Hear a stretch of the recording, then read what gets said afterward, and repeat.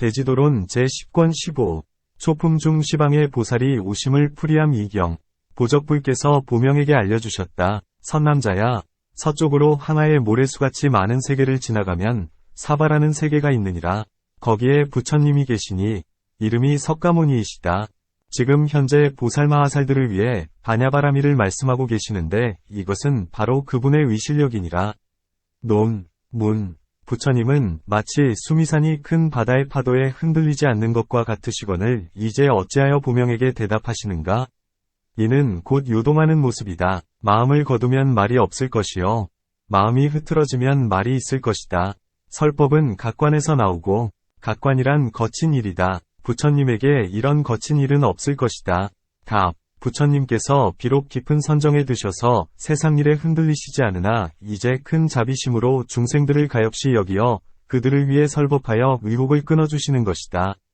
마치 수미산이 작은 바람에는 흔들리지 않지만 수란풍이 일으면 크게 흔들려 흩어지는 것 같이 부처님께서도 큰 자비의 바람이 오면 가엾이 여기는 마음이 움직이고 몸을 무수히 흩어 오도로 들어가서 중생들을 교화하시되 혹은 하늘의 몸이나 축생까지도 되신다. 또한 부처님은 실로 움직이지 않고 항상 선정에 들어 계시나 전생의 복덕 인연 때문에 몸 둘레에서 소리가 나서 중생, 물에게 응하니 마치 메아리 같고 하늘의 풍악같이 저절로 울려 퍼진다. 또한 마니구슬은 사람들이 바라는 바를 좇아서 따라서 갖가지를 주나니 만일 옷이나 음식이나 음악을 원하면 구하는 바에 따라 모두 자연히 얻게 하듯이 부처님도 그와 같아서 그 몸 둘레에 있는 모든 털구멍에서 자연히 소리가 나서 듣는 이 마음을 좇아 법을 설하신다. 여기에서 부처님은 기억하는 생각도 없고 분별도 없으시다. 밀적금강경에 말씀하시기를 부처님에게는 세 가지 비밀함, 밀이 있으니 몸의 비밀, 신밀, 말의 비밀, 어밀, 뜻의 비밀, 위밀이다 고 했다. 일체의 하늘과 인간이 아무도 알지 못하는데 어느 한 모임의 중생만이 부처님의 몸이 황금빛이고 흰 은빛이며 또한 갖가지 보배 비침을 본다. 어떤 사람은 부처님의 몸이 한길 6자임을 보고 어떤 사람은 1리, 10리, 100천만억이고 나아가서는 끝없고 한량없어 허공에 두루한 것을 보나니 이러한 것들을 몸의 비밀이라 한다. 말의 비밀이라 함은 어떤 사람은 부처님의 음성을 1리에서 듣고 어떤 사람은 10리, 100천만억리 내지는 끝없고 한량없어 허공 가운데 두루 걸쳐서 듣는다.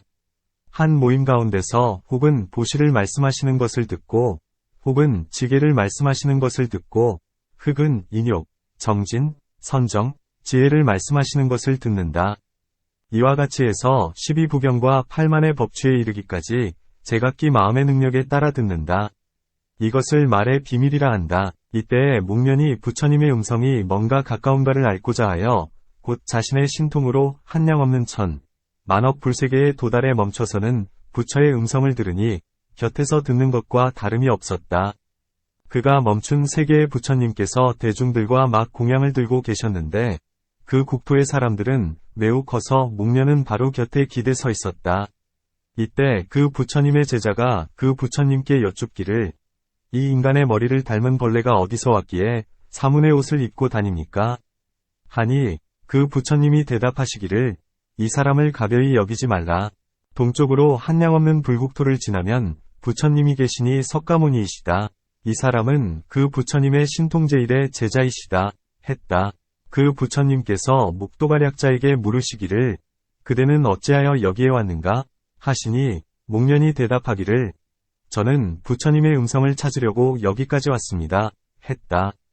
그 부처님께서 목련에게 말씀하시기를 그대가 부처님의 음성을 찾아 한량없는 억겁을 지나더라도 그 끝난 데를 알지 못하리라 하셨다. 또한 다시 부처님께서는 세상에 나오시어 중생들의 의심을 끊어주기 위해 법을 설하시는 것이니 이는 질문할 일이 아니다. 마치 해가 어찌하여 어두움을 제하는지 묻지 말아야 함과 같다. 부처님에 대해서도 마찬가지이니 부처님께서는 어째서 대답하셨는가라고 묻지 말아야 할 것이다.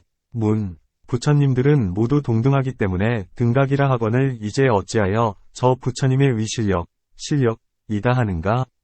답. 너와 나, 저것과 이것이 없고 질투와 교만을 없앰을 보이기 위해서이다.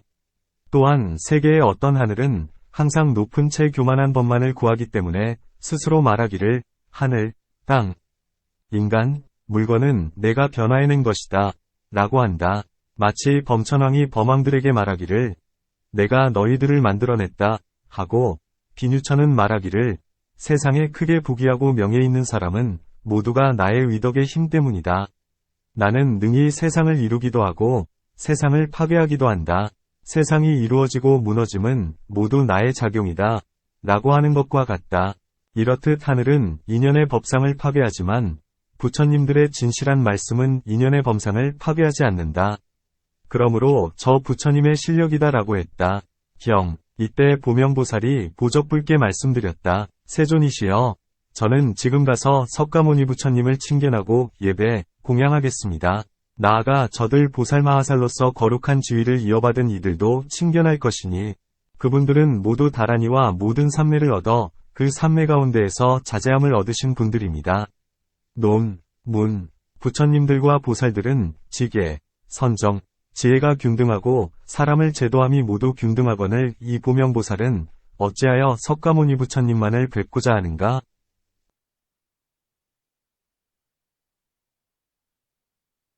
답. 보살들은 항상 부처님을 배움에 싫어함이 없고 설법을 들음에 싫어함이 없고 보살승을 배움에 싫어함이 없다. 보살들은 세간의 법에 대해서는 모두 싫어하지만 위의 세 가지 일에는 싫어하는 마음이 없다. 마치 수거사가 정거천으로부터 찾아와 부처님을 뵙고자 하는데 그 몸이 너무 미세해서 마치 녹은 우유같이 묻히고 없어져서 땅에 설 수가 없었다.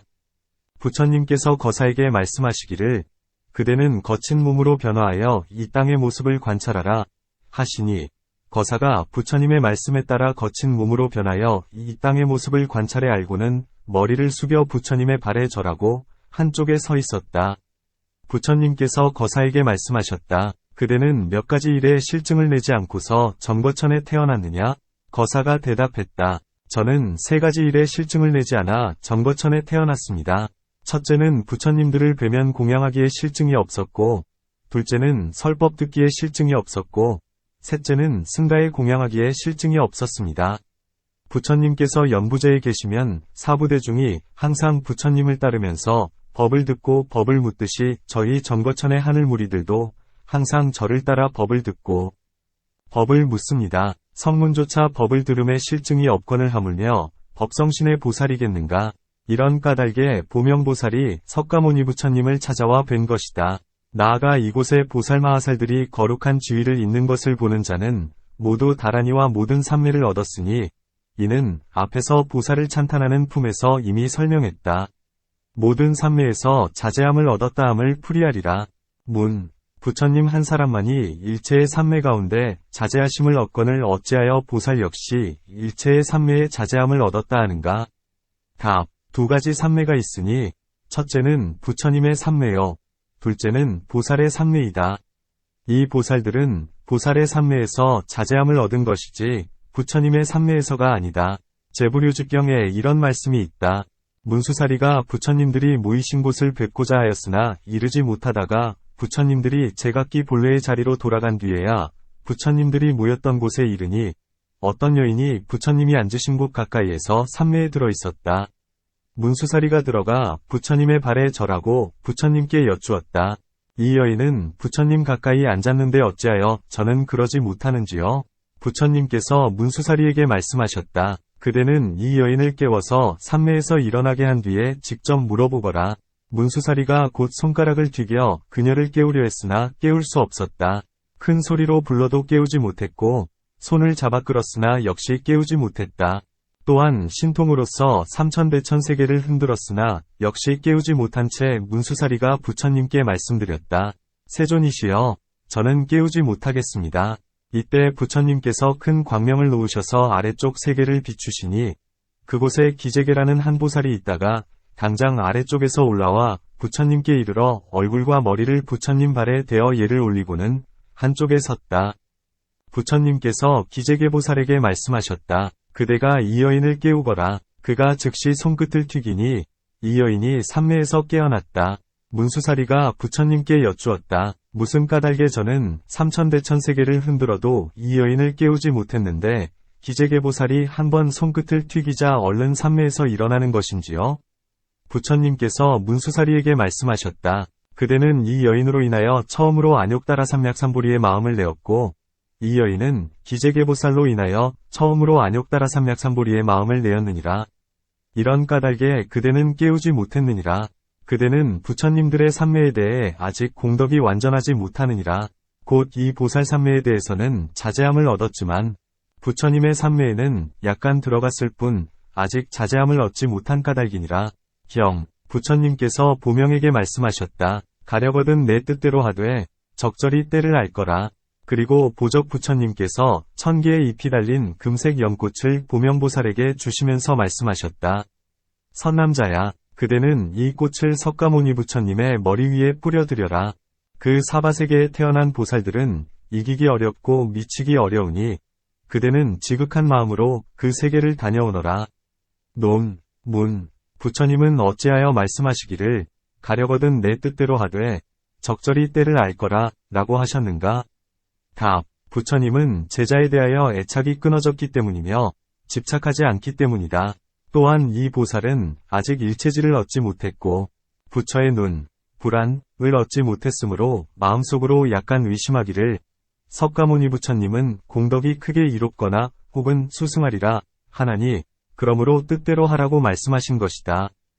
또한 이 보살은 멀리서 석가모니 부처님의 몸이 작은 것을 보고 작은 교만심을 내어 저 부처님은 이 보적불과 같지 않다 고 말할 수 있기에 부처님께서는 말씀하시기를 그대는 가더라도 부처님의 몸을 보지 말고 세계도 생각하지 말며 오직 부처님의 설법만을 들으라 고 하신 것이다.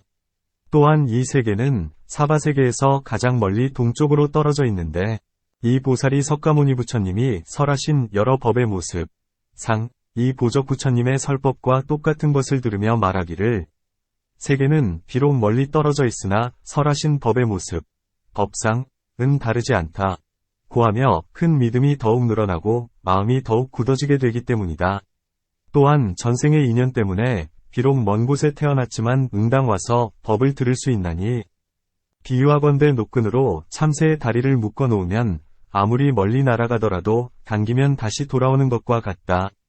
또한 이 사바세계에 있는 보살들은 보명보살이 멀리서 와서 법을 듣는 것을 보고는 저분은 멀리서도 왔건을 하물며 우리들은 이 세계에 태어나서도 법을 듣지 않을 수 있으랴고 생각하나니 이와 같은 갖가지 인연 때문에 부처님께서 말씀하시기를 가려거든 내 뜻대로 하되 적절한 때를 알라 하셨다.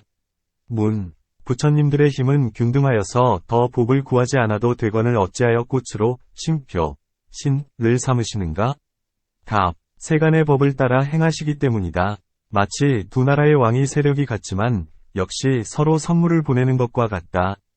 또한 착하고 부드러운 마음을 보이기 위하여 꽃으로 신표를 삼으셨다. 세상 법에도 사자가 멀리서 왔으면 반드시 신표가 있는 법이니 부처님께서는 세상의 법을 따르시기 때문에 신표를 보내신 것이다. 또한 부처님들은 법을 공경하기 때문에 법에 공양하고 법으로 스승을 삼는다. 그것은 왜냐하면 3세의 부처님들은 모두 법의 진실한 실상으로서 스승을 삼기 때문이다. 문, 어째서 자기의 몸 안에 부처님께 스스로가 공양하지 않고 남의 법에 공양하는가? 답, 세상의 법을 따르기 때문이다. 마치 비구가 법보에 공양하려면 자기 몸 안의 법에다 공양치 않고 법을 지키는 이, 법을 아는 이, 법을 이해하는 이에게 공양하는 것과 같다. 부처님도 이와 같아서 비록 몸 안에 법이 있으나 다른 부처님의 법에 공양하는 것이다. 문, 부처님은 복덕을 구하지 않거늘 어찌하여 공양을 올리는가? 답, 부처님은 한량없는 아승기겁 가운데 모든 공덕을 닦아 항상 모든 선을 행했다. 단지 과보를 구하거나 공덕을 위하여 공양하지는 않는다. 부처님 당시에 어떤 눈이 먼 비구가 있었는데 아무것도 보지 못하면서 옷을 꿰매다가 바늘에 실이 빠지고 말았다. 그러자 이렇게 말했다. 누가 복덕을 사랑하시어 내 바늘귀를 꿰어주시겠습니까? 이때 부처님께서 그곳에 가셔서 비구에게 말씀하셨다. 내가 복덕을 좋아하는 사람이니라. 내가 그대의 바늘귀를 꿰어주러 왔느니라. 그러자 그 비구는 부처님의 음성임을 알아듣고는 얼른 일어나서 옷을 걸치고 부처님의 발에 절한 뒤에 이렇게 말씀드렸다. 부처님께서는 모든 공덕이 이미 만족하신데 어찌하여 또한 복덕을 사랑한다 말씀하십니까? 부처님께서 대답하셨다. 나는 비록 공덕이 이미 충만하지만 공덕의 은혜와 공덕의 과보와 공덕의 힘을 깊이 아노라. 나로 하여금 모든 중생 가운데서 가장 으뜸감을 얻게 한 것은 바로 이 공덕 때문이니라. 이런 까닭에 나는 공덕을 좋아하느니라. 부처님께서 그 비구를 위해 공덕을 두루 찬탄하시고 이어 알맞게 설법해 주시니 그 비구는 법의 눈이 맑아졌으며 육안도 밝아졌다. 또한 부처님께서 공덕이 이미 충만해서 더 필요치 않으시지만 제자들을 교화하시기 위한 까닭에 나도 공덕을 짓거늘 너희들이 어찌 짓지 않느냐 고 말씀하시는 것이다. 마치 광대의 집안에서 100살 먹은 노인이 춤을 추는데 옆에 사람이 늙은이가 나이 이미 100살인데 무엇하러 이런 춤을 추는가? 라며 질책해서 말한다면 나는 춤이 필요치 않지만 다만 자손들을 가르치기 위해서이다. 라고 대답하는 것과 같다. 부처님도 그와 같아서 공덕이 이미 충만하지만 다만 제자들에게 공덕 짓는 법을 가르치기 위하여 공양을 올리신다. 만약에 그렇다면 부처님은 어찌하여 스스로 멀리서 석가모니 부처님 위에다 꽃을 뿌리지 않고 사람을 보내어 공양케 하는가? 답. 이쪽의 보살들이 보명을 믿기 때문이다. 또한 부처님께서 보내신 사자는 물, 불, 경, 독 등 1000가지 재앙으로도 끝내 해치지 못하지만 길이 매우 머니 편안히 다녀오게 하기 위해서이다. 무슨 까닭에 좋은 보배, 의미 깊은 경전, 혹은 부처님 보배의 보배는 하늘 무리들도 보지 못하며 갖가지 묘한 물건을 내되 마치 많이 구슬과 같기에 불보이다. 나보살의 보배로서 심표를 삼지 않고 연꽃으로 심표를 삼는가? 연꽃은 작은 물건이건을 어찌 심표가 될 수 있으리요? 답. 부처님은 물건이 필요치 않으시다. 불보나 하늘의 보배, 천보, 조차 필요치 않으시거늘 하물며 사람 보배, 인보, 이겠는가? 필요치 않으므로 보내지 않으셨고 또한 부처님들이 원래 균등히 가지고 계심으로 보내지 않으셨다. 의미 깊은 경전 역시 그러하다. 또한 모든 경전이 매우 깊다는 말은 부처님에게는 해당치 않는다. 매우 깊다는 말은 범부들에게서 나왔으니 범부들에게 위문나는 일이 부처님에게는 걸림이 없으시고 범부들에게 어려운 일이 부처님에게는 모두 쉬운 일이다. 또한 꽃과 향은 맑고 묘의 공양에 적합하다. 마치 사람들이 선물을 보낼 땐 반드시 특이한 물건을 쓰는 것과 같다. 무슨 까닭에 꼭 연꽃으로 하고 다른 물건으로는 하지 않는가? 답. 공양에는 오직 꽃, 향, 번기, 일산으로 한다. 꽃에는 두 가지가 있으니 곧 빛과 향취이다. 다른 꽃에도 향취와 빛이 있건을 어찌하여 오직 연꽃만으로 공양하는가? 답. 화수경에서 설하는 바와 같다. 시방의 부처님이 모두 꽃으로서 석가문 부처님께 공양하신다. 또한 연꽃에는 세 종류가 있으니 첫째는 인화여, 둘째는 천화여, 셋째는 보살화이다. 인화는 큰 꽃이니 연암은 잎새여, 천화는 백잎새여, 보살화는 천잎새이다. 그 세계에는 금빛나는 천잎새의 연꽃이 많이 있다. 사바세계에도 비록 천잎새의 변화한 꽃이 있지만 물에 나는 것은 없다. 그런 까닭에 이 천잎새의 금빛나는 연꽃을 보낸 것이니 앞에서 혐오습, 설상, 울풀이한 데서 설명한 바와 같다. 부처님은 어찌하여 보명으로 하여금 꽃을 부처님의 위에 흩게 하였는가? 답. 공양하는 법의 꽃, 향, 번기, 일산이 있으니 번기와 일산은 위에 덮고 마른 향은 사르고 젖은 향은 땅에 바르고 가루향은 흩어야 한다. 어째서 받들어 올리지 않고 직접 위에다 흩으라 하였는가? 답. 손수 공양하는 것은 몸의 업이요. 부드러운 말로 문안하는 것은 입의 업이요. 몸과 입의 업을 일으키는 것은 뜻의 업이다. 이 세 가지 업으로 얻어지는 공덕은 견고하여서 불도의 인연이 된다. 어찌하여 말씀하시기를 그대는 지극한 마음으로 공경하고 삼가라. 사바세계의 보살들은 미치기 어렵고 이기기 어렵다 하셨는가? 답. 부처님, 벽지불, 아라함과 일체의 성현들은 모두가 지극한 마음으로 공경하고 삼가나니 마와 마의 백성과 안몸의 번뇌와 갖가지 전생죄보는 모두 도적이다. 이런 도적들에 가까이 가기 때문에 응당 지극한 마음으로 공경하고 삼가라 하셨다. 비유하건대 도적 속에 다니는 이가 스스로 삼가고 보호하지 않으면 도적에게 잡히는 것과 같다. 그러므로 말씀하시기를 지극한 마음으로 공경하고 삼가서 그 세계를 다녀오라 하셨다. 또한 사람의 마음은 흐트러지는 일이 많아서 미친 듯하고 취한 듯하니 지극한 마음으로 공경하고 삼가는 것은 모든 공덕의 첫 문호인지라 마음을 거두어 선을 얻으면 문득 진실한 지혜를 얻는다. 진실한 지혜를 얻으면 문득 해탈을 얻고 해탈을 얻으면 문득 괴로움이 다하나니 이와 같은 일들이 모두가 지극한 한마음에서 얻어진다. 부처님께서 완전한 열반, 반열반에 드신 지 100년 뒤에 우바국이라 부르는 비구가 있었다. 그는 육신통을 얻은 아라한으로서 그 당시 연부제에서는 큰 도사였다. 그때 나이가 120세 되는 비구니가 있었는데 그 비구니는 젊었을 때에 부처님을 뵌 적이 있었다. 우바국이 그녀의 집으로 와서 부처님의 용태를 묻고자 먼저 제자를 보냈다. 그 제자가 비구니에게 말했다. 우바국 대사께서 그대를 만나보고 부처님의 용태를 물으시려 하오. 이때 비구니는 바로에다 참기름을 가득히 부어 방문 밑에다 놓아두고는 그의 위가 조심스러운지를 시험에 알려 했다. 우바국이 들어오면서 천천히 문을 열었으나 참기름이 약간 쏟아졌다. 그는 자리를 잡고 나서 비구니에게 이렇게 물었다. 그대는 부처님을 뵌 적이 있습니까? 용모가 어떠하신지 저에게 설명해 주시오. 비구니가 대답했다. 내가 어릴 때 부처님께서 동네에 들어오신 것을 배웠습니다. 사람들이 말하되 부처님이 오셨다 하기에 나도 사람들을 따라서 나갔다가 광명을 보고 문득 예를 올렸습니다. 이때 내 머리 위에 있던 금비녀가 땅 위에 떨어져 캄캄한 수풀 속에 있었는데 부처님의 광명이 비치시니 어두운 곳을 모두 볼 수 있어 즉시에 비녀를 찾았습니다. 나는 이때부터 비구니가 되었습니다. 우바국이 다시 물었다. 부처님이 세상에 계실 적에 비구의 위와 예법은 어떠하였소? 비구니가 대답했다. 부처님께서 세상에 계실 때 6명으로 무리를 이루어 다니던 비구들, 육군비구은 부끄러움도 염치도 없어서 해악하기가 이를 데 없었습니다만 위와 법칙은 그대보다 훌륭하였습니다. 이제 그것을 어떻게 알 수 있는가 하면 6명의 비구들은 문에 들어올 때 기름을 쏟지는 않았습니다. 이들은 비록 아무리 패약해도 비구의 위법을 알아서 다니고 멈추고 앉고 누움의 법도를 잃지 않았습니다.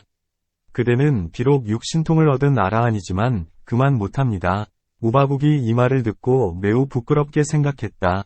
이러한 까닭에 말씀하기를 지극한 마음으로 공경하고 삼가라 하셨으니 지극한 마음으로 공경하고 삼감은 착한 사람의 모습이다. 또한 무슨 까닭에 말씀하시기를 지극한 마음으로 공경하고 삼가라. 이 보살은 이기기 어렵고 미치기 어렵고 깨뜨리기 어렵고 가까이 하기 어렵다 하시는가? 비유하건대 큰 사자는 이기기도 어렵고 깨뜨리기 어려운 것과 같으며 또한 흰 코끼리나 용왕이나 큰 불더미가 모두 가까이 하기 어려운 것과도 같으니 이 보살은 큰 복덕과 지혜의 힘이 있기 때문이다.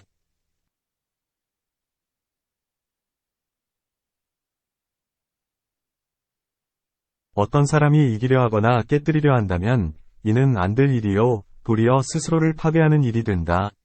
그러므로 말씀하시기를 가까이 하기 어렵다 하셨다. 일체의 대보살이 모두 큰 공덕과 지혜와 날카로운 근기가 있어 도무지 가까이 하기 어렵거늘 어찌하여 사바세계의 보살은 가까이 하기 어렵다 하셨는가? 답. 그대가 말한 바와 같다. 다만 다보세계의 보살은 멀리서 찾아와서는 이 세계가 그만 못하고 돌, 모래에 티끌이 있고 보살의 몸은 작으며 온갖 것들이 역시 그만 못한 것을 보고는 반드시 교만한 생각을 내게 된다. 그러므로 부처님께서 말씀하시기를 지극한 마음으로 공경하고 삼가라. 그곳의 보살들은 가까이 하기 어렵다 하셨다. 또한 즐거운 곳에 태어난 사람은 대체로 용맹치 못하고 총명치 못하며 지혜가 없으니 마치 울다라위 사람들은 너무나 즐겁기 때문에 출가하는 이 없고 계를 받는 이가 없는 것과 같다. 여러 하늘들도 그렇다. 이 사바세계에는 즐거운 인연은 적고 사막도의 노, 영, 사가 있으며 그 땅은 스스로 생존하기가 어렵다. 그러므로 싫어하는 마음을 내기가 쉽다. 늙음, 아름, 죽음을 보면 지극한 마음으로 싫어하고 병들고 가난한 사람을 보면 전생 인연의 탓임을 알아 크게 싫어하는 마음을 일으킨다.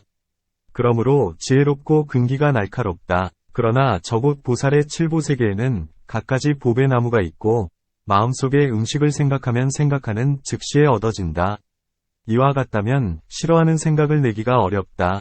그러므로 지혜가 그다지 영리하지 못하다.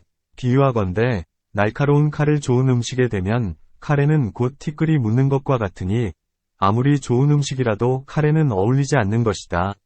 만일 돌에다 그것을 갈고 기름과 재로 닦아 빛내면 때가 없어지고 칼은 다시 예리해진다. 마치 이와 같이 보살들도 잡된 세계에 태어나면 지혜가 날카로워 가까이 하기가 어렵다. 마치 사람이 젊어서 고생을 많이 하면 능숙한 점이 많고 잘 이겨내는 것과도 같다. 또한 말을 길러타지 않으면 마음대로 부릴 수 없는 것과도 같다. 또한 이 사바세계의 보살은 방편이 많기 때문에 가까이 하기가 어렵지만 다른 곳엔 그렇지 않다. 이는 마치 부처님께서 말씀하시는 바와 같다.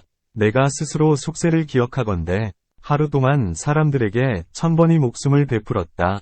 중생을 제도하기 위해서 비록 모든 공덕과 육바라밀 등 온갖 불사를 갖추었지만 부처를 이루지 않은 채 항상 방편으로서 중생을 제도하고 해탈케 했느니라. 이런 일 때문에 이 사바세계의 보살들은 가까이 하기 어렵다. 그때 보명보살은 보적불에게서 1000입새의 금빛 연꽃을 받아 들고는 무수한 출가, 제가의 보살 및 동남, 동료들과 함께 길을 떠났다. 이 보명보살은 큰 힘의 신통이 있으므로 당연히 올 수 있지만 출가, 제가보살들과 동남, 동료들은 어떻게 오겠는가? 다보세계는 가장 동쪽에 있어 길이 매우 멀거늘 이는 스스로의 힘으로 가는가? 아니면 보적부처님의 힘인가? 보명보살의 힘인가? 혹은 석가모니 부처님의 힘인가?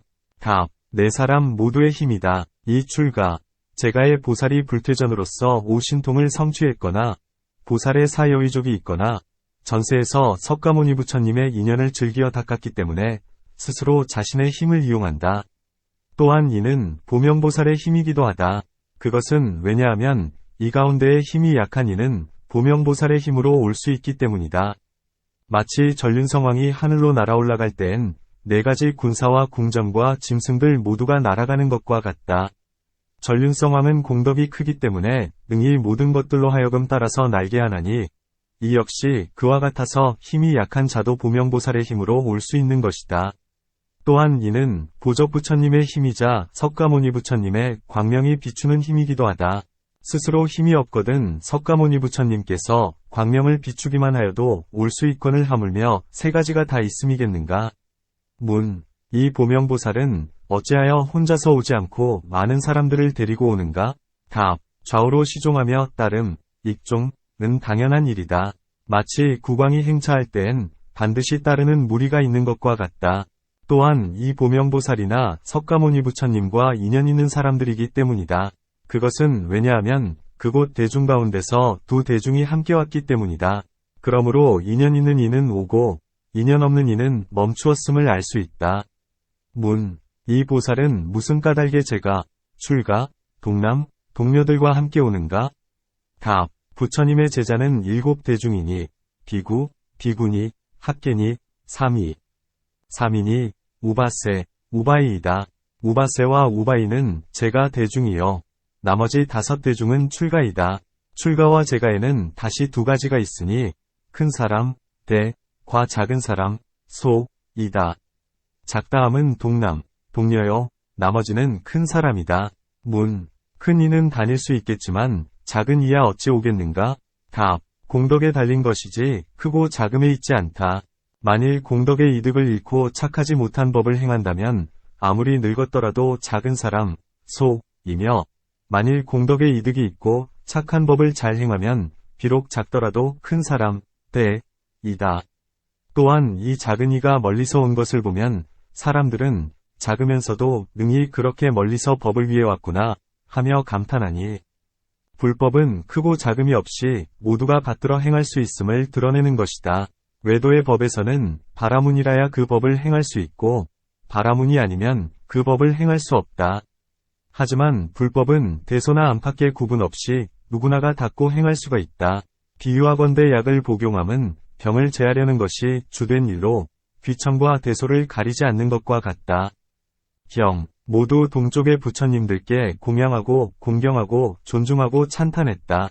논, 문, 만일 동쪽의 모든 부처님께 공양한다면 동쪽에 계신 부처님들이 매우 많으시거늘 언제쯤에나 마치고 이곳에 올 수 있겠는가?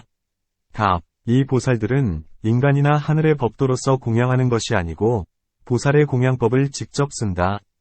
보살의 공양법이란 몸이 선정에 들어 그 몸이 곧장 전진하고 그 몸 주변에서 한량없는 몸을 변화해내며 갖가지 공양물을 변화해내서 여러 부처님 세계에 가득 채우는 것이다. 마치 용왕이 다닐 때엔 몸에서 물이 나와 천하에 두루 비를 내리는 것과 같다. 문, 이 보살들은 석가모니 부처님께 오려 하면서 어찌하여 도중에서 여러 부처님께 공양하는가? 답, 모든 부처님은 으뜸가는 복전이어서 공양하면 큰 과보를 받기 때문이다. 비유하건대 사람이 농사를 많이 지으면 많은 곡식을 얻는 것과 같으니 보살들은 부처님들을 뵙고 공양하면 부처가 되는 과보를 얻는다. 그런 까닭에 공양 그린다. 또한 보살은 항상 부처님을 공경하고 소중히 여기나니 마치 사람들이 부모를 공경하는 것과 같다. 보살들은 부처님의 설법의 은혜를 입어 갖가지 삼매와 갖가지 다라니와 갖가지 실력을 얻는데 은혜에 보답하기 위하여 널리 공양하는 것이다. 법화경에서 야광살이 부처님으로부터 온갖 몸을 변화해 나타내는 삼매를 얻고는 생각했다. 나는 이제 어떻게 부처님과 법화삼매에 공양드려야 할까? 그리고는 즉시 천상으로 날아올라가 삼매의 힘으로써 칠보로 이루어진 꽃과 향과 번기와 일산을 비내려 부처님께 공양했다. 삼매에서 나와서도 여전히 마음에 흡족치 않아서 1200세 동안 묻향을 먹고 향기로운 기름을 마신 뒤에 하늘의 흰 천으로 몸을 두르고 자기의 몸에다 불을 지르고는 서원했다. 내 몸에서 나는 광명이 80항하사의 부처님 세계를 비추리라. 그러자 이 80항하사의 세계 가운데 계시는 부처님들이 찬탄하셨다. 장하도다. 선남자여. 몸으로서 공양함은 으뜸가는 일인이 나라나 성이나 처자로서 공양하는 것보다 백천만대나 수승하여 비유할 수조차 없느니라. 1200년 동안 몸이 타더라도 꺼지지 않으리라. 또한 이렇게 부처님의 공양한다면 한량없는 명예와 복덕과 이익을 얻고 온갖 착하지 못한 일이 모두 소멸하고 온갖 성근이 자라나서 금생과 내생에 항상 공양의 과보를 받으며 오랜 뒤에는 부처를 이루게 된다. 이와 같이 부처님께 공양하면 갖가지 한량없는 이익을 얻는다. 이런 까닭의 보살들은 부처님께 공양한다. 경, 온갖 꽃, 향, 영락, 가루향, 물향, 태우는 향, 바르는 향, 위복, 단기, 일산을 가지고 석가모니 부처님께로 향했다. 도착해서는 머리와 얼굴을 부처님의 발에 대어 예를 올리고는 한쪽에 서 있었다. 논, 문, 예를 올렸다고만 해도 될 것이오늘 어찌하여 머리와 얼굴을 발에 대어 예를 올렸다 하는가? 답, 사람의 몸 가운데서 가장 귀한 것이 머리이다. 5가지 감정, 오정이 드러나는 곳이며 가장 높은 데 있기 때문이다. 발은 가장 천하니 더러운 곳을 밟기 때문이고 가장 아래에 있기 때문이다. 그러므로 귀한 것으로 천한 곳에 절을 함은 상대를 귀히 여기고 존중하며 공양하는 것이 되는 까닭이다. 또한 상등, 중등, 하등의 예가 있으니 하등은 합장, 하는 것이요. 중등은 꿇어앉는 것이요. 상등은 머리를 숙이는 것이다. 머리와 얼굴을 발에 대어 예를 올리는 일은 최상의 공양이다. 그러므로 부처님께서는 비니에서 말씀하신 것이다. 아랫자리, 하좌, 위 비구는 두 손으로 윗자리, 상좌, 비구의 두 발을 잡고 머리와 얼굴로서 예를 올려라. 문, 4가지 몸의 위이란 앉거나 서거나 다니거나 눕는 것인데 어찌하여 한쪽에 서 있기만 하는가? 답, 멀리서 왔기 때문에 다닐 수 없고 공경이 공양하기 때문에 누울 수 없다. 이 일은 밝히기 쉬운지라 묻지 말아야 할 것이다. 물을 만한 것은 앉거나 혹은 서 있는 일이다. 앉아있음은 공양에 대해서는 존중하지 않는 것이고 서 있음은 공경하고 공양하는 법이 된다. 또한 불법에는 출가한 외도들이나 일체의 속인이 오면 모두가 앉는다. 외도는 불법이 남의 법이고 부처님을 가벼이 여기기 때문에 앉고 속인은 손님과 같은 까닭에 앉는다. 하지만 일체의 5대 중은 몸과 마음이 부처님에게 속하는 까닭에 서 있는 것이다. 만일 도를 얻은 아라한, 즉 목걸련이나 수보리 같은 이들은 할 일을 이미 끝냈으므로 앉으라고 허락하셨으나 다른 이들은 비록 3가지 도, 3도를 얻었더라도 앉기를 허락하시지 않는다. 큰일을 아직 다 끝내지 못했고 번뇌, 결, 의 도접을 아직 부수지 못했기 때문이다. 비유하건대 왕의 신하가 큰 공로가 있는 까닭에 앉을 수 있는 것과 같다. 이 보살 가운데에는 비록 속인도 있었으나 멀리서 와서 부처님께 공양하기 때문에 서 있었다. 형, 부처님께 말씀드렸다. 보정렬에께서 세존께 문안하시기를 세존께서는 번뇌 적으시고 병환 적으시며 기거에 경쾌하시고 기력 있으시며 안락하신가 하십니다. 또한 2000입세의 금빛 연꽃으로 세존께 공양하라 하셨습니다. 논, 문, 보적부처님은 온갖 지혜를 갖추셨거늘 어찌하여 석가모니 부처님께 문안하기를 번뇌 적으시고 병환 적으시며 기거에 경쾌하시고 기력 있으시며 안락하십니까? 하였는가? 답. 그것이 부처님들의 법이니 위례하시면서도 짐짓 물으신 것이다. 비니 가운데 달니가 비구가 붉은 기와로 토부를 지었는데 부처님께서 보시고 아난에게 물으셨다. 이게 무엇이냐? 아난이 대답했다. 이것은 옹기장이의 아들로서 출가한 달니가가 조그마한 초막을 지었는데 항상 소먹이는 사람에 의해 무너졌습니다. 3번 지어 3번 무너지니 그러므로 이 기와집을 지었습니다. 이에 부처님께서 말씀하셨다. 이 기와 토구를 부숴라. 그것은 왜냐하면 외도의 무리들이 필시 말하기를 큰 스승이신 부처님께서 계실 때 이미 잘못된 법이 나왔다고 하리라. 이와 같은 것들이 부처님께서는 곳곳에서 아시면서도 짐짓 물으신 것이다. 또한 부처님께서는 비록 일체지이시지만 세상의 법을 따르시어 세상 사람들이 문안을 하면 부처님께서도 문안하셨다. 부처님이 인간에 태어나셔서 인간의 법을 받으시고 추위, 더위, 태어남, 죽음이 사람들과 같으시니 문안하는 법도 마땅히 같아야 하리라. 또한 세상에서는 크게 귀한 자와 크게 천한 자가 서로 문안할 수 없으나 부처님의 힘은 등등한 까닭에 서로 문안할 수 있는 것이다. 또한 이 다보세계는 청정하게 장엄되고 부처님의 몸과 광명 역시 위대하다. 만일 문안을 드리지 않으면 사람들이 생각하기를 업신여긴다 하리라. 또한 비록 부처님 세계의 색신광명이 갖가지로 수승하지만 지혜와 실력이 더불어 평등하여 차이가 없음을 보이시고자 하셨다. 그러므로 문안을 드린 것이다. 문. 어째서 번뇌 적으시고 병환 적으신가 고 묻는가? 답. 2가지 병이 있으니 하나는 바깥 인연의 병이요 둘째는 속 인연의 병이다. 바깥의 인연이란 추위, 더위, 주림, 목마름, 군대, 무기, 칼, 몽둥이나 높은 곳에서 떨어지고 무너져 갇히는 일 등이니 이런 갖가지 바깥 근심거리들을 번뇌라 한다. 속의 인연이란 음식이 고르지 못하거나 앉고 누움의 절도가 없음 등 404가지 병이니 이러한 갖가지들을 속의 병이라 한다. 이런 2가지 병이 몸이 있다면 모두 괴로우니 그러므로 문안하기를 번뇌 적으시고 병환 적으십니까? 라고 물으신 것이다.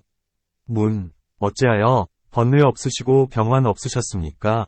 라고 묻지 않고 번뇌 적으시고 병환 적으셨습니까? 라고 묻는가?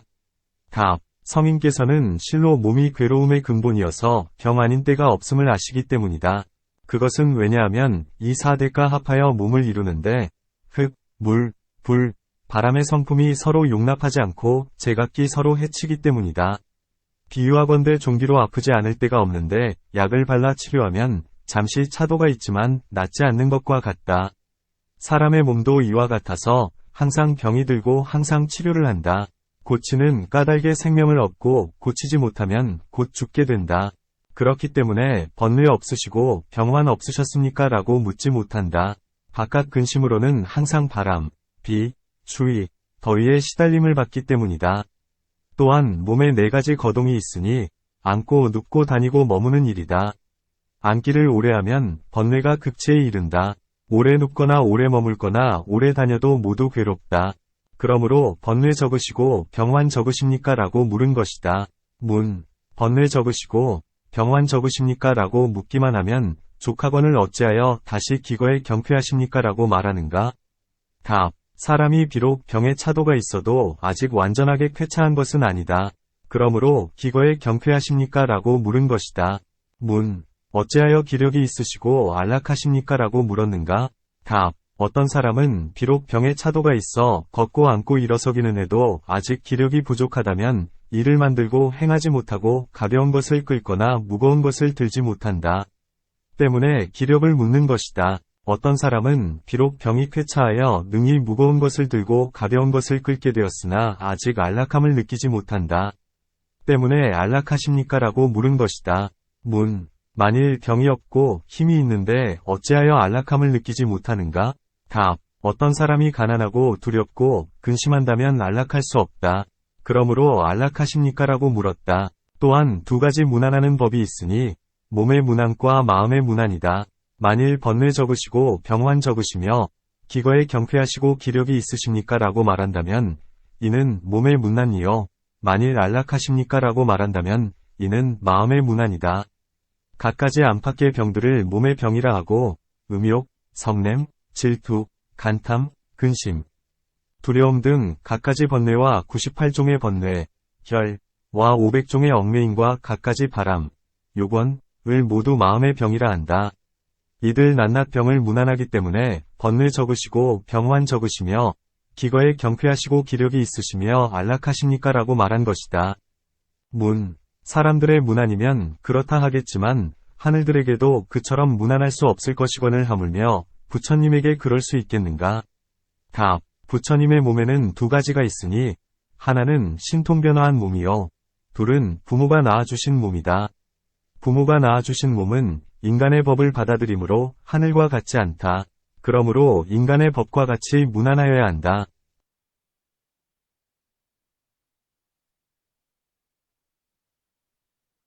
문. 일체의 성현들은 마음에 집착이 없어서 몸을 탐내지 않고 목숨을 아끼지 않고 죽음을 두려워하지 않고 삶을 기뻐하지 않는다. 만일 이와 같다면 어찌 문안할 필요가 있으랴? 답. 세상의 법을 따르기 때문에 인간의 습관, 법, 인문안을 받으며 사람을 보내 문안함에도 또한 인간의 습관으로서 하셨다. 천입세의 금빛 연꽃은 앞에서 설명한 바와 같다. 경. 그때의 석가모니 부처님께서 이 천입세의 금빛 연꽃을 받아서는 동쪽으로 항아의 모래수같이 많은 세 개의 부처님께 흩뜨리셨다. 논. 문. 부처님을 이길 리가 없거늘 지금 어찌하여 동쪽을 향해 여러 부처님께 꽃을 흩뜨려 공양하는가? 부처님께서도 처음 도를 얻으시고 스스로 생각하시기를 사람에게 높일 대상이 없으면 사업을 이룰 수 없나니 지금 시방의 천지 사이에 누구를 높이 섬겨야 할까? 내가 스승으로 삼아 섬기리라 하셨다. 이때 범천왕 등의 하늘의 무리가 부처님께 아뢰기를 부처님은 위가 없으시고 부처님을 지나실 분이 없으십니다. 했다. 부처님께서도 스스로 천안으로서 삼세와 시방의 천지를 관찰하였으나 아무도 부처님을 능가할 리가 없었다. 그러므로 스스로 생각하셨다. 나는 마하바냐바라미를 행하여 스스로 부처가 되었으니 그것이 내가 높일 바이며 나의 스승이다. 나는 이 법을 공경하고 공양하며 높이어 섬기리라. 비유하건대 마치 호견이라는 나무와도 같다. 이 나무는 땅속에서 100년 동안 가지와 잎을 갖추고 있다가 어느 날 도단하니 높이가 100길이나 되었다. 이 나무는 도단한 뒤에 더 큰 나무를 구하여 자기의 몸을 가리려 했다. 이때 숲속에 있던 신이 호견나무에게 말했다. 세상에는 그대보다 큰 나무가 없다. 나무들은 모두 그대의 그늘 가운데 들리라. 부처님도 이와 같아서 한량없는 아승기겁 동안 보살의 지위에 있다가 태어나서는 하루 동안 보리수 밑에 금강좌에 앉아서 여실하게 온갖 법의 모습을 아시고는 불도를 이루셨다. 이때 스스로 생각하시기를 누구를 높이 섬기어 스승으로 삼아야 하며 받들어 섬기어 공경하고 공양해야 하는가 하시니 범천왕 등의 하늘들이 부처님께 말씀드리기를 부처님은 위가 없으시고 부처님을 지날 리가 없습니다. 라고 했다. 그런데 지금 어찌하여 다시 동쪽의 여러 부처님께 공양하는가? 답. 부처님이 비록 위가 없으시고 삼세와 시방의 천지 가운데 부처님을 지날 리가 없으나 공양을 행하셨다. 공양에는 상, 중, 하의 등급이 있다.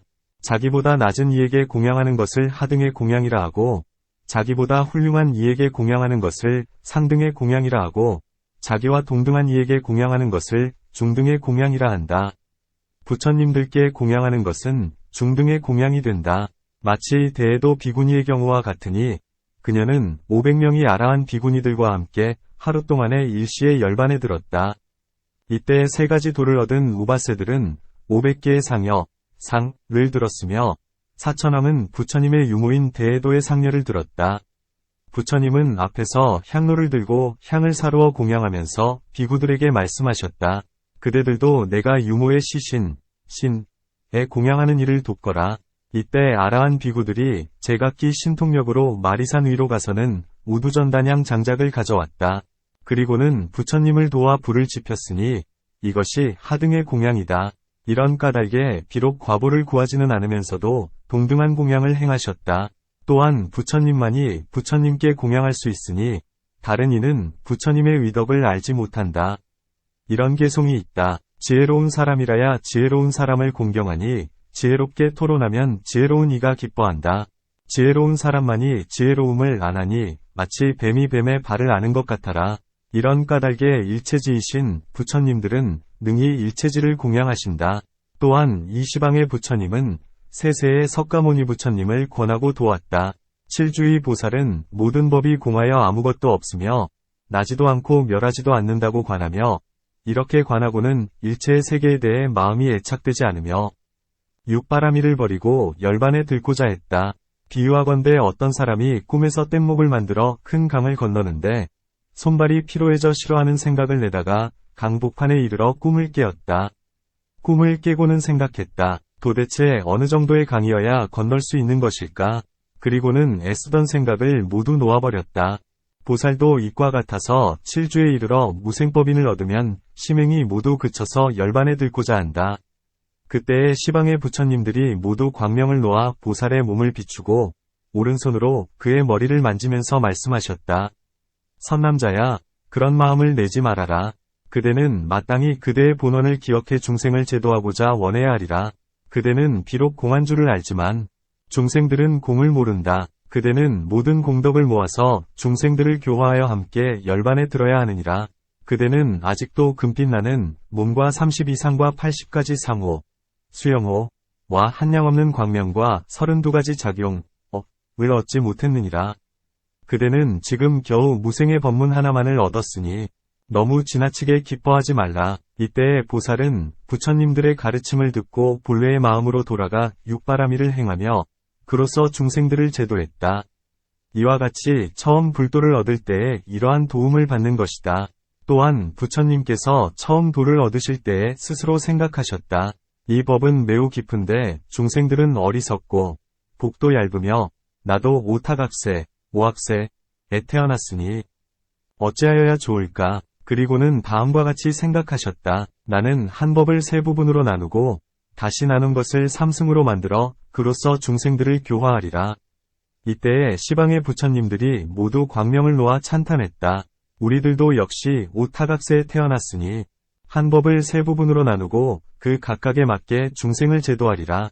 이때 부처님께서 시방 부처님들의 말씀 소리를 듣고 크게 기뻐하면서 나무부를 외쳤다.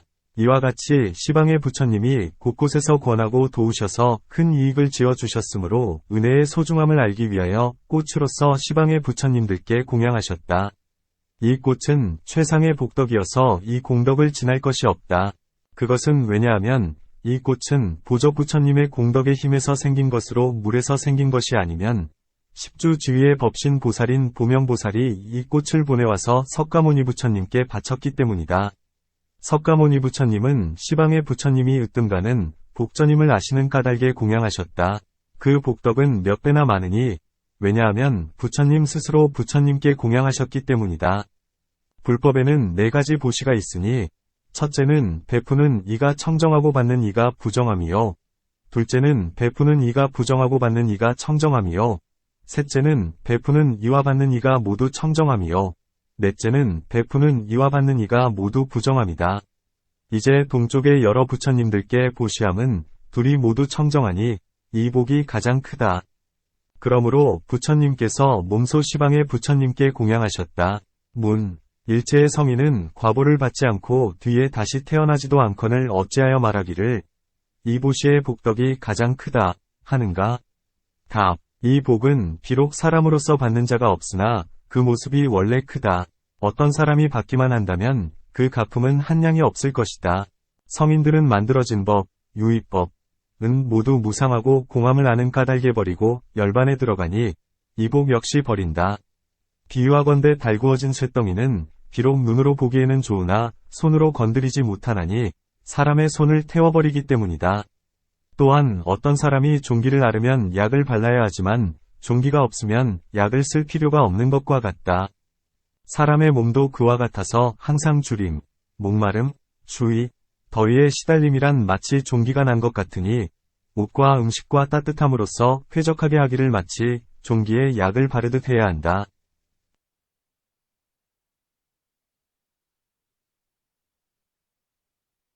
어리석은 사람은 약을 탐내어 종기를 제거할 생각을 않거니와 만일 종기가 없다면 약은 필요가 없다. 부처님들은 몸으로서 종기를 삼나니 몸이라는 종기를 버렸기 때문에 과부인 약을 받지 않는다. 이런 까닭에 비록 큰 복이 있으나 갚음은 받지 않는다.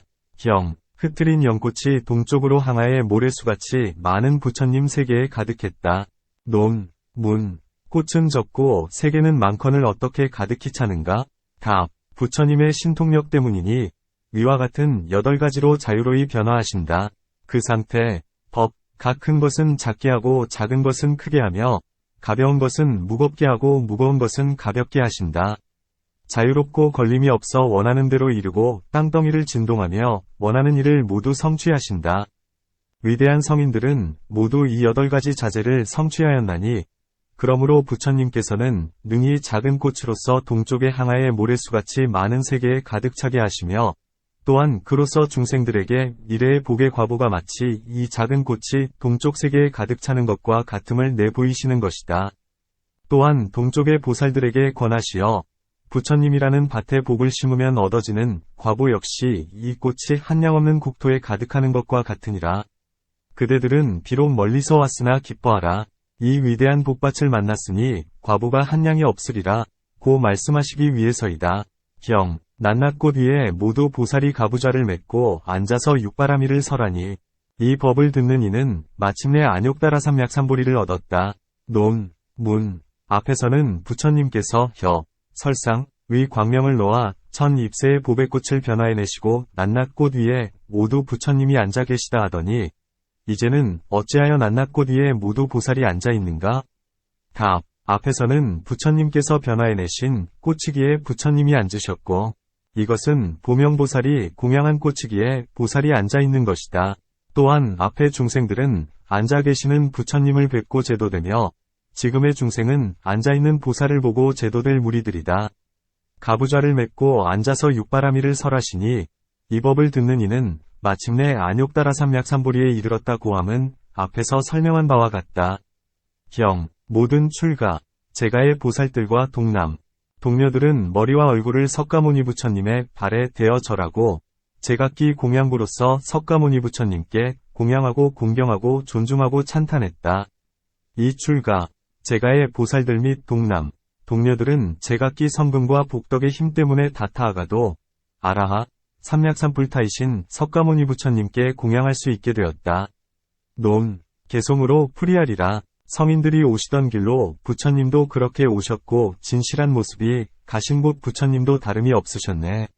성인들은 여실히 말씀하셨고 부처님도 그렇게 말씀하시니 그러므로 부처님을 일러서 다타아가도라 부른다. 인육의 갑옷으로 마음을 굳히고 정진의 활주를 힘껏 당기어 지혜의 날카로운 화살을 날려 교만의 도적을 무찌르시며 하늘과 인간 모두의 공양을 받기에 과분함이 없으시나니 그러므로 부처님을 일러서 아라하라 부른다네. 괴로움의 실상을 바르게 알고 괴로움의 원인도 바르게 알며 괴로움 없어진 실상을 아시고 괴로움 없애는 길도 다 아시니 참으로 바르게 내 진리를 이해하여 결정코 진실의 변함이 없으시니 그러므로 시방의 세계에서 삼약삼불이라 불린다네. 미묘한 세명을 얻으시고 청정한 행도 갖추셨으니 그러므로 세존을 일러서 비사차라나라 하네. 온갖 법을 이해해 아셔서 스스로가 묘한 길을 얻어가시고 중생들을 가엾이 여기기 때문에 때로는 방편으로서 말씀하시니 늙음, 아름, 죽음을 제해 없애고 평온한 곳에 이르게 하시니 그러므로 부처님을 일러서 수가타라 부르네. 세상이 생긴 도리를 아시고 세상이 멸하는 도리도 아시니 그러므로 부처님을 일러서 노가비타라 하네. 선정, 계행, 지혜, 평등, 안목이 견줄 리 없이 우뚝 뛰어나시니 그러므로 부처님을 일러서 안욕따라라 하네. 큰 자비로 중생을 제도하시고 부드럽게 교화하고 길들이시니 그러므로 부처님을 일러서 부루사단막이라 하네. 지혜롭고 번뇌 없어 최상의 해탈을 말씀하시니 그러므로 부처님을 일러서 제밤하면사라 하네. 삼세가 요동하고 요동치 않음과 다함과 다하지 않는 법을 보리수 밑에서 모두 아시니 그러므로 부처, 불라 하네. 경, 남쪽으로 항아의 모래수같이 많은 세계를 지나서 그 땅의 가장 끝에 있는 세계를 일체의 근심을 여인 곳, 니일저루, 이라 부른다. 부처님의 명호를 무우덕이라 하고 보살의 이름을 이우라 한다. 서쪽으로 항아의 모래수같이 많은 세계를 지나서 그 땅의 가장 끝에 있는 세계를 악을 멸한 곳, 멸악이라 부른다. 부처님의 명호를 보산이라 하고 보살의 이름을 위이라 한다. 북쪽으로 항아의 모래수같이 많은 세계를 지나서 그 땅의 가장 끝에 있는 세계를 뛰어난 곳, 승이라 부른다. 부처님의 명호를 승왕이라 하고 보살의 이름을 득승이라 한다.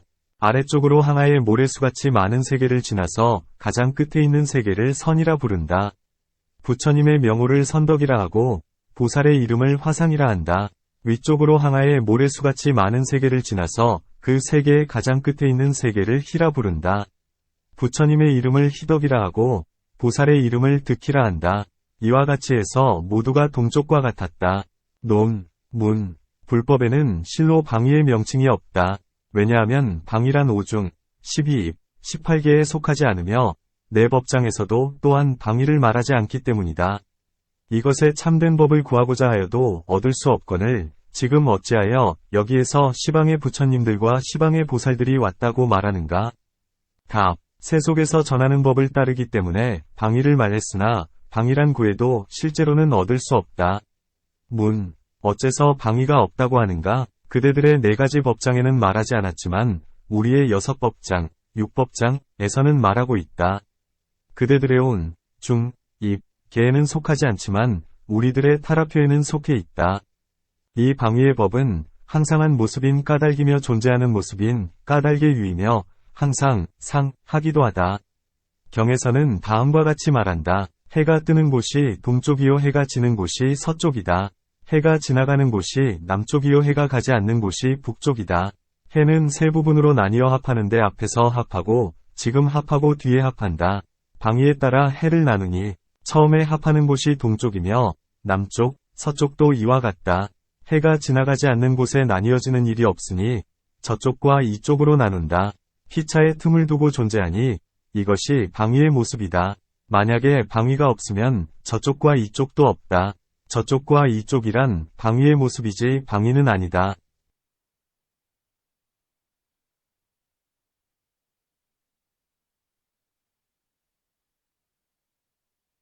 답. 그렇지 않다. 수미산은 내 지역, 사역, 가운데 있는데 해가 수미산을 돌면서 내 천하를 비춘다.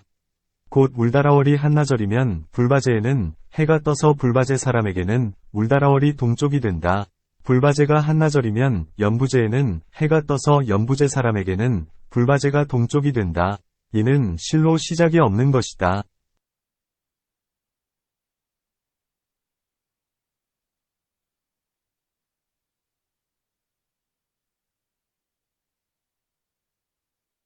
그것은 왜냐하면 일체의 방위가 모두 동쪽이고 남쪽이고 서쪽이고 북쪽이기 때문이다. 그대가 말하기를 해가 뜨는 곳이 동쪽이요 해가 지는 곳이 서쪽이다. 해가 지나가는 곳이 남쪽이요 해가 가지 않는 곳이 북쪽이다 했는데 이는 옳지 못하다. 또한 어떤 곳에 해가 만나지 않는다면 이는 방위가 아니다. 방위의 모습이 없기 때문이다. 문. 나는 한 나라를 가지고 방위의 모습을 말했는데 그대는 내 지역으로서 힐난할 뿐이다. 그러므로 동쪽에 처음이 없는 것이 아니다. 답. 어느 한 나라에서 해가 동쪽에서 만난다면 이는 끝이 있는 것이다. 끝이 있으므로 무상하고 무상함으로 두루하지 못하다. 그러므로 방이란 다만 이름만 있을 뿐 실제가 없다. 형, 그때의 이 삼천대천세계가 보배로 변하고 두루온 땅을 덮었으며 비단번기가 걸리고 향나무와 꽃나무로 남김없이 장엄되었다. 논, 문, 이는 누구의 신통력이기에 땅을 보배로 만드는가? 답, 이는 부처님의 한량없는 신통력으로 변화시킨 것이다. 어떤 사람이 주술과 환법을 쓰거나 귀신, 용왕, 하늘무리들이 자그마한 것들을 변화해낼 수 있지만 삼천대천세계를 모두 진귀한 보배로 만드는 일은 어떤 사람이나 범천왕도 불가능하다. 부처님께서 사선에 드시어 14가지 변화하는 마음을 가지고 삼천대천세계의 꽃과 향과 나무와 온갖 국토를 장엄스럽게 하시면 모든 중생은 함께 어울려서 마음이 더욱 착해진다. 어찌하여 이 세계를 장엄하시는가? 곧 바냐바라미를 말씀하시기 위해서이다. 또한 시방의 보살들이 손님으로 오기 때문이며 하늘과 세상 사람들을 위하여 장엄하신다. 마치 어떤 사람이 귀한 손님을 청할 때 한 집에서 청하면 한 집을 장엄하고 한 나라에서 청하면 한 나라를 장엄하고 전륜왕이 청하면 네 천하를 장엄하고 천왕이 청하면 삼천대천세계를 장엄하는 것과 같다. 부처님은 시방의 한량없는 항아의 모래수같이 많은 세계의 주인으로서 다른 세계, 방, 위 보살들과 하늘, 세상 사람이 손님으로 오기 때문에 장엄하신다. 또한 이쪽과 저쪽의 사람들에게 이 변화의 장엄을 보이면 곧 거룩한 마음을 일으키고 청정한 환희심을 내며 거룩한 마음을 조차 거룩한 업을 일으키고 거룩한 업을 조차 위대한 과보를 받고 위대한 과보를 받으면 다시 거룩한 마음을 내게 된다. 이와 같이 해서 차츰차츰 늘어나서 안욕다라삼약삼보리를 이루게 된다. 이런 까닭에 이 세계를 변하게 하여 모두 보배가 되게 한다. 무엇을 보배라 하는가? 보배에는 4가지가 있으니 금, 은, 비유리, 파리이다. 다시 7가지가 있으니 금, 은, 비유리, 파리, 자거, 만호. 적진주는 지극히 귀중한 것으로 산호가 아니다. 이다. 다시 보배가 있으니 마라가타이 구슬은 금시조의 입에서 나오는데 목색이며 모든 도끼를 물리친다. 인단이라 하늘에 푸른 구슬, 마한이라 크고 푸른 구슬, 달마라가 붉은 빛을 내는 구슬, 월사금강, 용주, 여의주, 옥패, 산호, 호박 등 갖가지들을 보배라 한다. 이러한 보배에 3가지가 있으니 하늘 보배, 보살 보배, 인간 보배이다. 인간 보배, 인보는 힘이 적고 오직 청정한 빛과 무양만 있다. 도끼와 귀신과 어두움을 제하고 주림, 목마름, 추위, 더위 등 갖가지 괴로운 일도 제한다. 하늘 보배, 천보는 크고 훌륭하다. 항상 신, 천, 위 몸을 따라다니면서 이야기 벗도 되어주는데 무겁지 않아 가볍다. 보살 보배, 보살보는 하늘 보배보다 수승하며 인간 보배와 하늘 보배의 일을 겸하여 가지고 있다. 또한 중생들로 하여금 여기에서 죽어서 저기에 태어나는 인연의 근본과 끝을 알게 하니 마치 밝은 거울을 대해 그 얼굴 모습을 보는 것과 같다. 또한 보살 보배는 수승하여서 능히 갖가지 법음을 낸다. 만일 머리에 보배관을 장식하려면 시방의 한량없는 세계의 부처님들 위에 단기, 번기, 꽃, 일산 및 갖가지 공양부를 내려 부처님께 공양한다. 또한 위복, 침부 등 생활에 필요한 갖가지 것들을 비 내리되 중생들이 원하는 대로 모두 내려주어 중생들에게 베푼다. 이러한 갖가지 보배로서 중생들의 빈궁과 고액을 건져준다. 문, 이 진귀한 보배들은 어디에서 나오는가?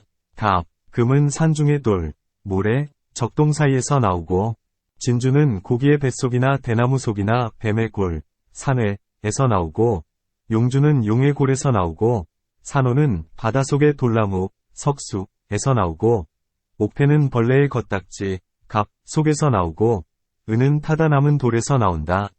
나머지 유리와 파리 등은 산의 굴 속에서 나오며 여의주는 부처님의 사리에서 나오니 정법이 멸에 닿을 때는 사리가 모두 변해 여의주가 된다.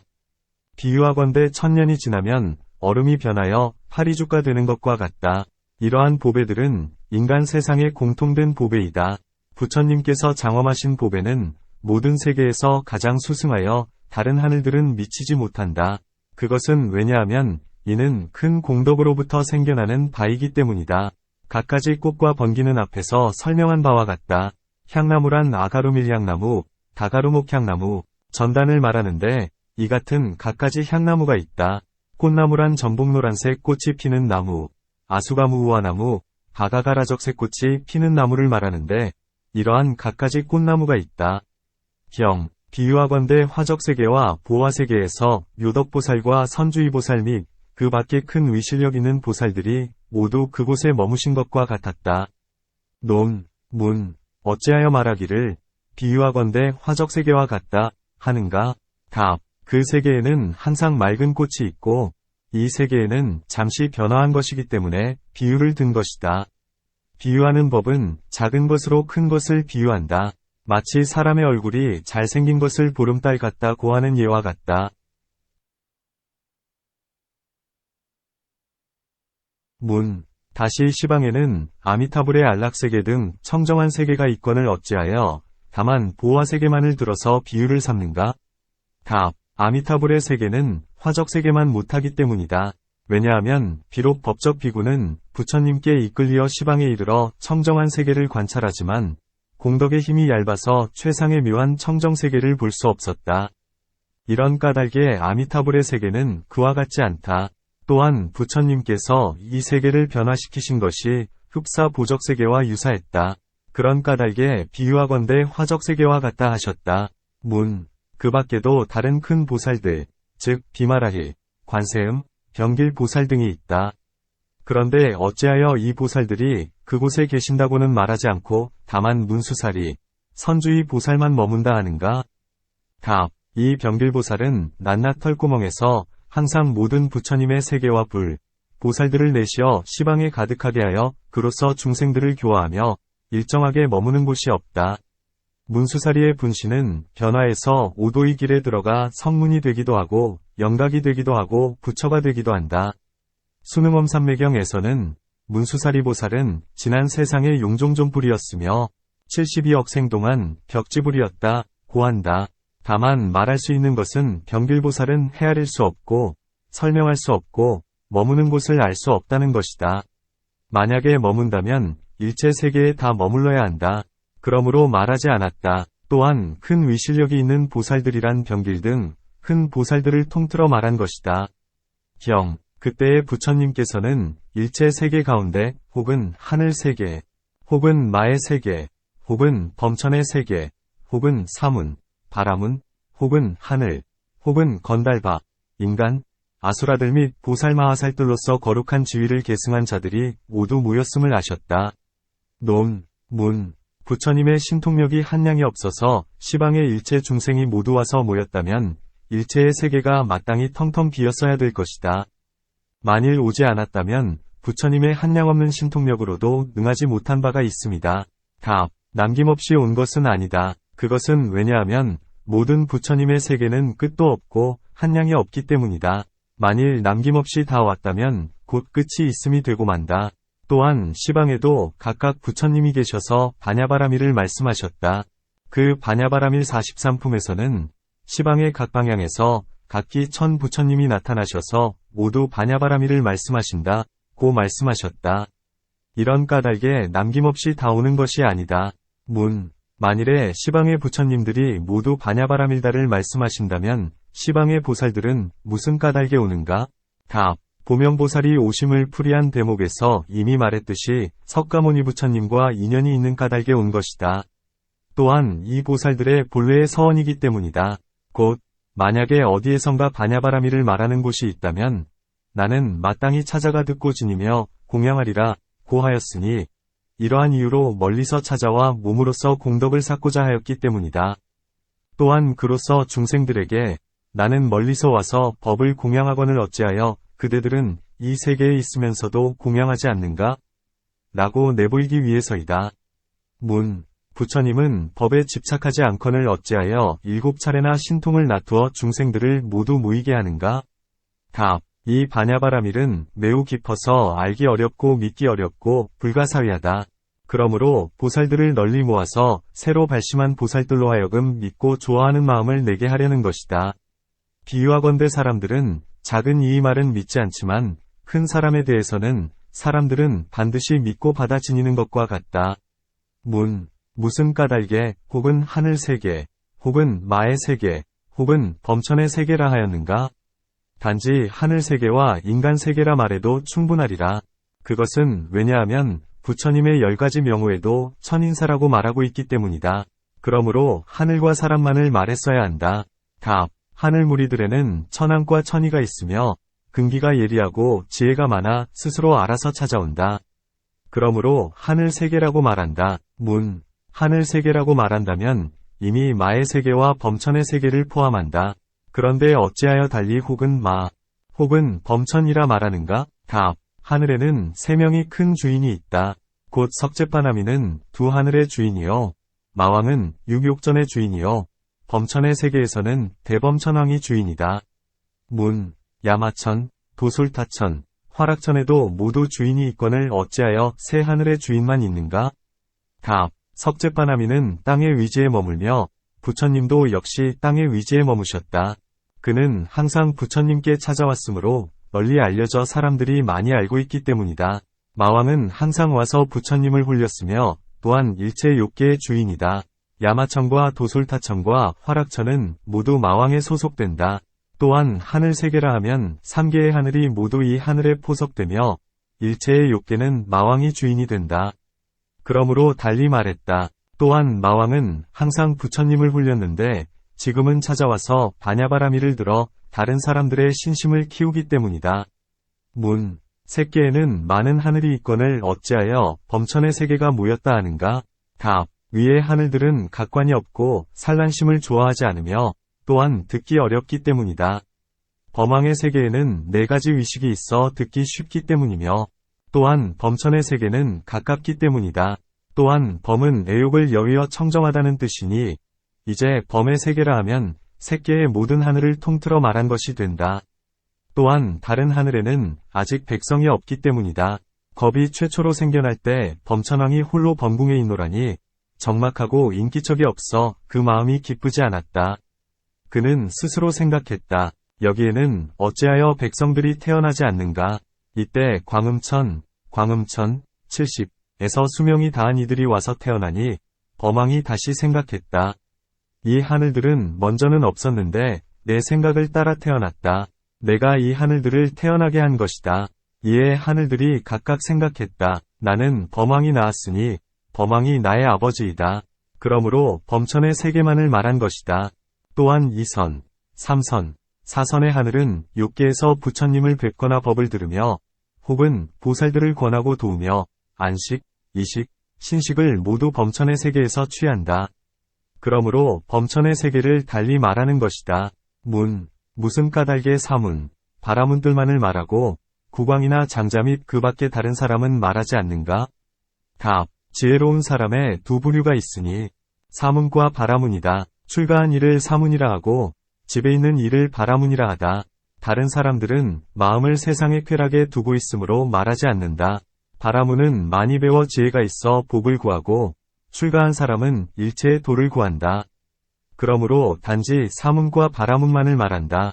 집에 있는 이 가운데 7대가 청정하고 태어나서 6살이 되는 자는 모두 계를 받아 바라문이라 불린다.